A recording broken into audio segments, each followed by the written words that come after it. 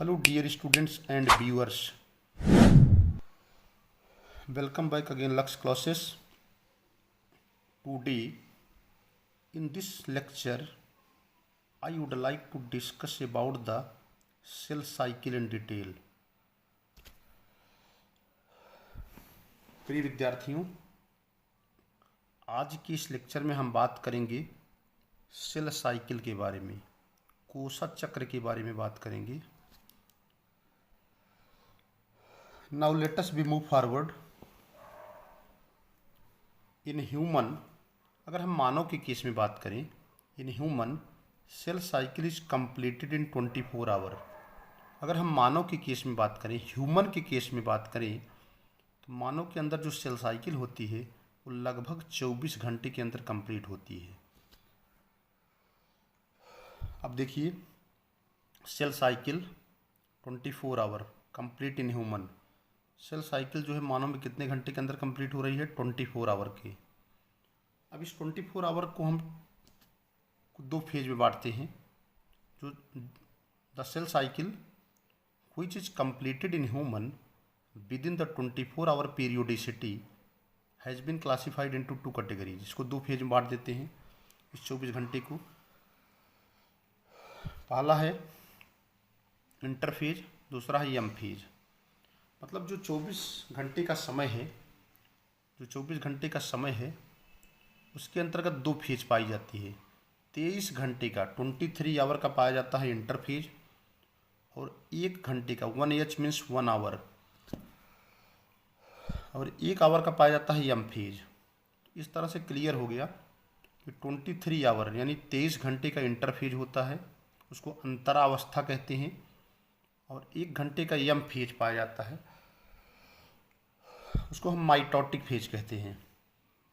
तो 23 आवर जो है, एच फॉर आवर यहाँ एच लिखा है, तो 23 आवर जो है इंटरफेज अवस्था पाई जाती है. 1 घंटे की जो है एम फेज यानी माइटोटिक फेज पाई जाती है. तो 23 और 1 हो गया 24 hour. 23H is the interphase and 1H is the M phase. Interphase को हम प्रीपरेटरी फेज भी कहते हैं, इसको रेस्टिंग फेज भी कहते हैं. Interphase that is also known as preparatory phase, that is also known as resting phase, has been classified into 3 categories: G1, S, G2. इस तरह से all the cell cycle has been divided into 4 phases: G1 growth phase 1, S synthetic phase, G2 growth phase 2. ये तीन के तीनों जो हैं G1, S और G2, ये तीनों जो आते हैं ये आते हैं इंटरफेज में. ये जो फेजेज आप यहाँ देख रहे हैं ये आते हैं इंटरफेज में. सो it is very clear that G1S and G2,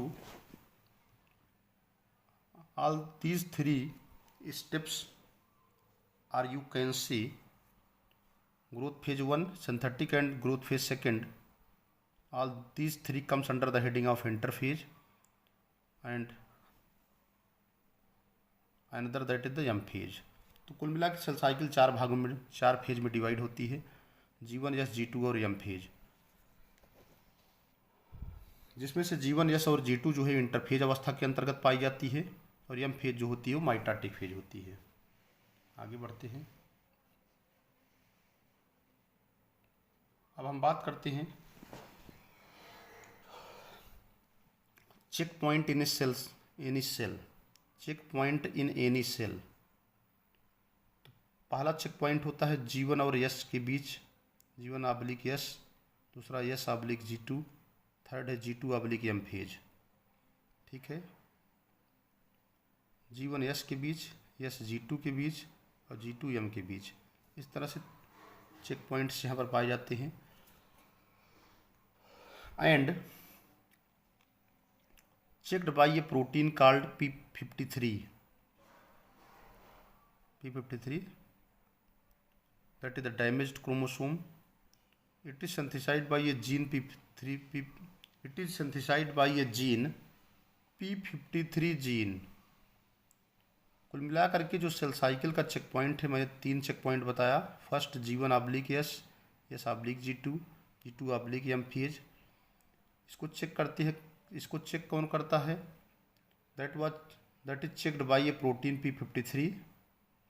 अगर मान लीजिए कहीं पर क्रोमोसोम डैमेज है या कहीं DNA में डैमेज है तो इसको चेक करती है एक प्रोटीन, इसको कहते हैं P53, ठीक है। और यह प्रोटीन सिंथेसाइज होती है P53 जीन के द्वारा, इसे कहते हैं गार्जियन ऑफ ए जीन। आगे है, ये पूरा का पूरा सेल साइकिल है। देखिए बीच में सेंटर है। If you are going to observe about the cell cycle, then we have to be keeping in mind that the cell cycle has been classified into 4 categories, or you can say there are 4 phases: G1, S, G2 and M। तो G1, S और G2 ये तीनों मिला करके होते हैं interphase. यहाँ से यहाँ तक, यहाँ से यहाँ तक, यहाँ से यहाँ तक का इंटरफेज हो जाएगा। M माइटोटिक फेज होता है और G0 जो होता है G0 फेज होता है। क्योंकि कुछ सेल ऐसी होती हैं जो डिवाइड ही नहीं होती हैं, जैसे आपका WBC है या नर्व सेल है, वो डिवाइड ही नहीं होती है, तो वहाँ पर M फेज नहीं पाई जाती है, वहाँ पर G0 फेज पाई जाती है, इसको G0 फेज कहते हैं। तो सबसे पहला क्या पाया जाता है? G1। G1 को कहते हैं growth phase first. This is the first phase of the cell cycle that occupies 30 to 50% of the total time of the cell cycle. तो सबसे पहला फेज होता है G1 फेज। दूसरा है S phase. S phase is known as the synthetic phase that occupies 35 to 45% of the total time of the cell cycle. S जो है synthetic phase है, इसमें जो है DNA की सिंथेसिस होती है, ठीक है। उसके बाद है G2 growth phase second that occupies 10 to 20% of the total time of the cell cycle. इस तरह से G1S और G2 that comes under the heading of interphase. और यहाँ G2 तक आते आते जो सेल होती है उसकी साइज बड़ी हो जाती है और फिर सेल डिवाइड होने लगती है। और डिवाइड होने के लिए जो अगला स्टेप आता है that is the M phase, that is the mitotic phase in which the cell division occurs and there will be a formation of 2 new other cells. तो याद रखिएगा सेल साइकिल में सबसे पहला फेज है वो G1 that is the first phase in which there is the continuous synthesis of the proteins as well as other content of the cell that occupy 30 to 50% of the total time of the cell cycle. This is the synthetic phase where the synthesis of DNA occurs that occupy 35 to 45% of the total time of the cell cycle, and G2 phase that occupies 10 to 20% of the total time of the cell cycle। आगे बात करते हैं, अब explain करते हैं G1 phase. पहली बात तो ये लार्जेस्ट फेज है इंटरफेज की। इंटरफेज में 3 फेज होती है, मैंने पहले ही बताया। Interphase containing 3 phase G1S and G2। G1 is the growth phase first, S is the synthetic phase and G2 is the growth phase second. अब क्या है G1 phase, that is the largest phase of interphase. Decision of cell division, जो G1 phase होती है या decision लेती है कि सेल डिवीजन होगा कि नहीं होगा। Post mitotic phase, post mitotic phase क्यों कहते हैं इसको? क्योंकि माइटोटिक सेल डिवीजन जब होता है, जब सेल जो होती है 2 नई सेल में डिवाइड हो जाती है, तो दोनों नई सेल इंटर कर जाती हैं G1 में, तो इसीलिए पोस्ट माने आफ्टर।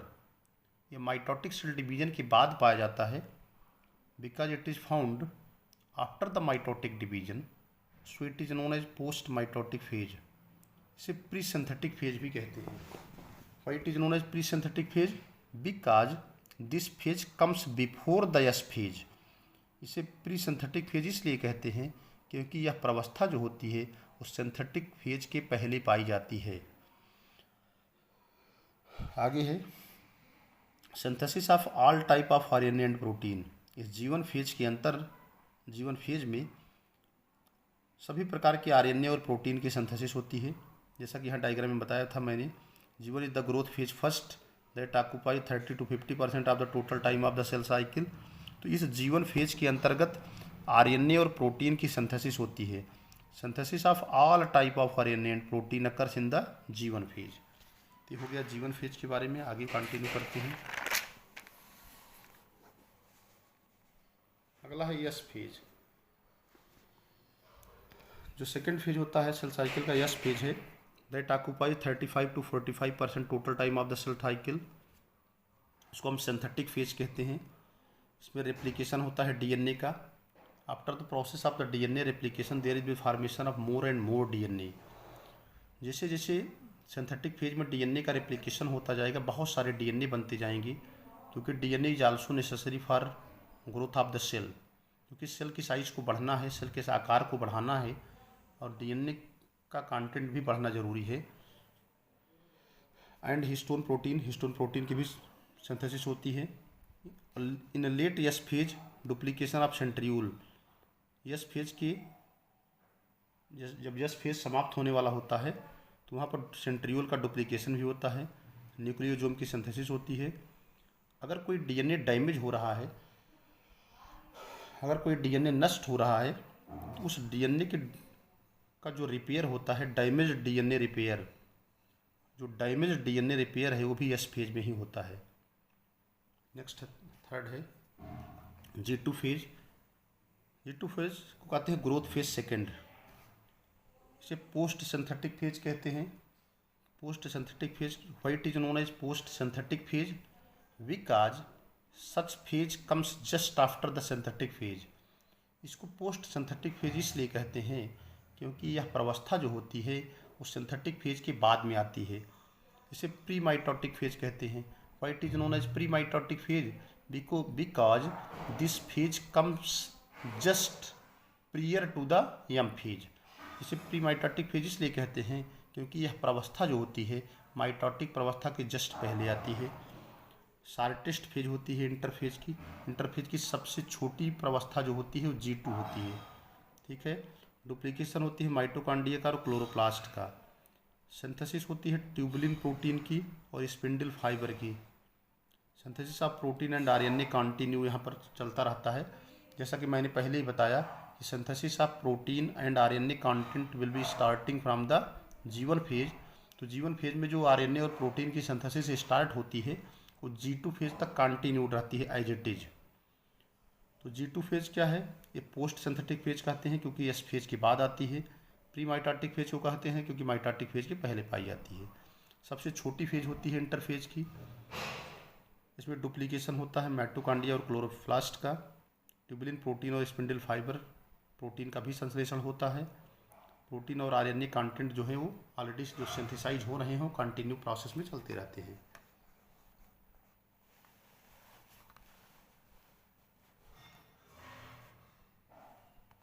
आगे है यम फेज। इसको हम तीन फेज हो गए, G1 S G2 हो गया। अगला है यम फेज, नंबर 4 है यम फेज। क्योंकि the cell cycle has been divided into 4 phases, G1 S G2 and M phase. M phase को माइटोटिक फेज कहते हैं और मियाटिक फेज कहते हैं, सेल डिवीजन फेज भी कहते हैं। इस माइटोटिक अथवा मियाटिक फेज ये डिपेंड करता है कि सेल जो है माइटोटिक डिवीजन में जा रही है कि मियाटिक में जा रही है। तो यम में दोनों आ सकता है, माइटोटिक भी और मियाटिक भी। तो किसी भी सेल डिवीजन के लिए पहले न्यूक्लियस का डिवाइड होना जरूरी है। जब न्यूक्लियस डिवाइड होगा तो उसको कहते हैं कैरियोकाइनेसिस, और जब साइटोप्लाज्म डिवाइड होता है तो उसको कहते हैं साइटोकाइनेसिस।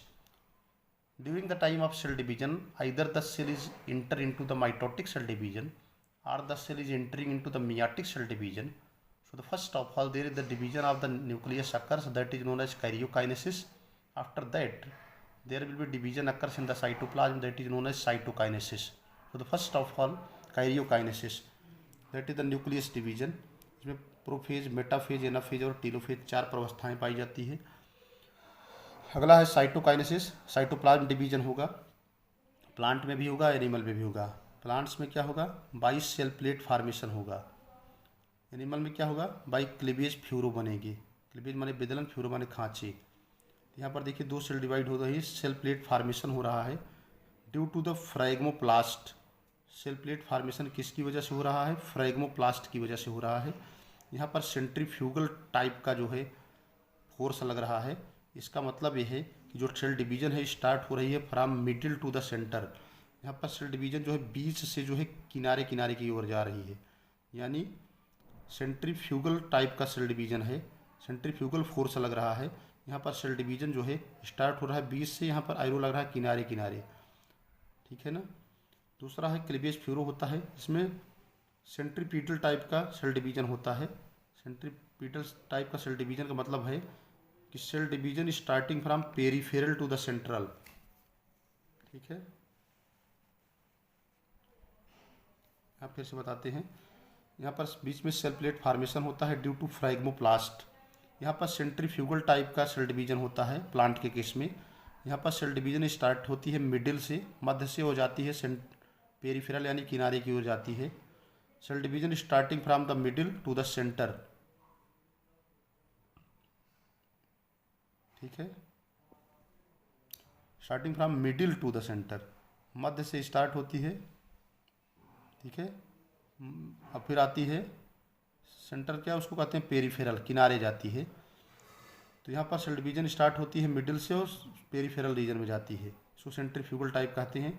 सेंट्रीपीटल होता है इसमें एनिमल सेल में, इसमें क्लीवेज फ्यूरो बनते हैं, विदलन खांचे बनते हैं, फ्यूरो बने खांचे, जिसमें सेल डिवीजन स्टार्ट होती है पेरीफेरल से सेंट्रल की ओर।